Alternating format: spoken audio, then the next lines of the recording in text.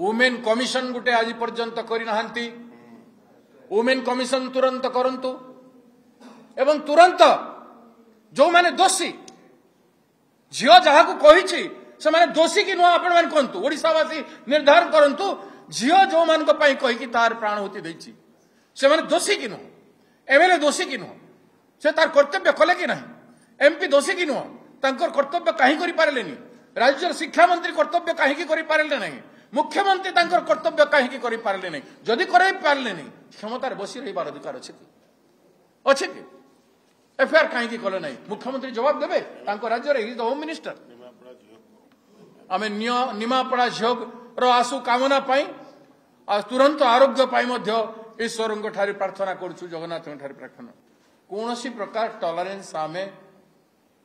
महिला मानक विरुद्ध रे होउथवा निर्यातना विरुद्ध रे करिवार प्रश्न उठुना दृढ़ भाव में संकल्पबद्ध होई पुणी थरे ओडिशावासी को निवेदन करूछु जे 24 तारीख दिन बालेश्वर झियो प्रति श्रद्धांजलि दिवस नुह ओडिशा रे गण बलात्कार रे गण दुष्कर्म रे विभिन्न निर्यातनार शिकार होइथिबा झियो भौणी एवं महिला माननकु न्याय देबा पाई से कणिया झियो होई पारे से केउझर झियो होई पारे मयूरभंज झियो होई पारे चंडीपदा झियो होई पारे गोपालपुर झियो होई पारे कंधमाल झियो होई पारे निमापड़ार वर्तमान जो घटना होइछि से झियो होई पारे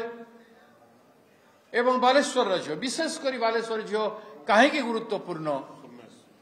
ना गोटे एफआईआर होई पारला से कही कही थकी गला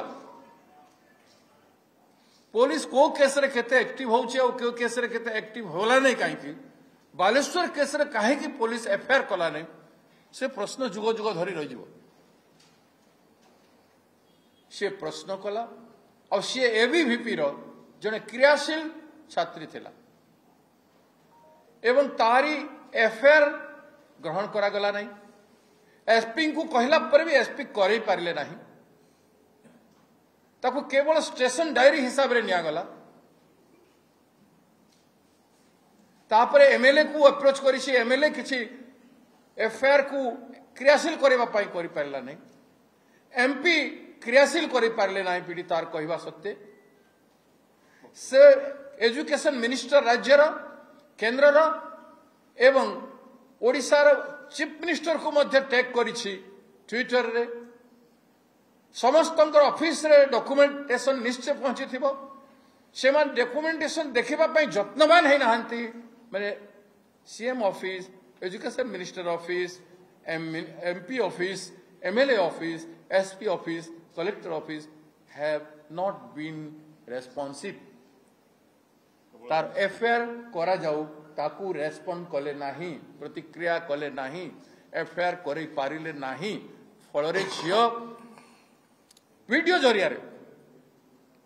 मु पुनर्बार कहूँ वीडियो जरिया रे समस्त राज्यवासी को जणै दैथिला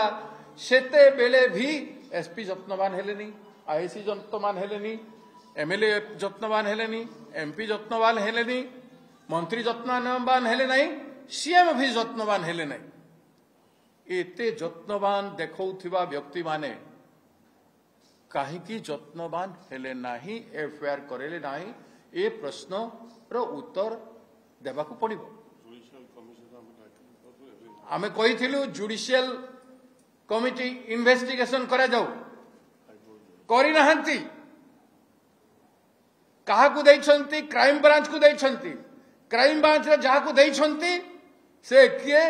केमिति दलित उपरे अत्याचार करिछंती मु आसंता काली कहबी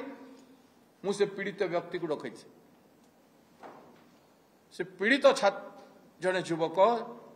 क्रियाशील काम करने युवक तार प्रति जो व्यवहार केमती करिछंती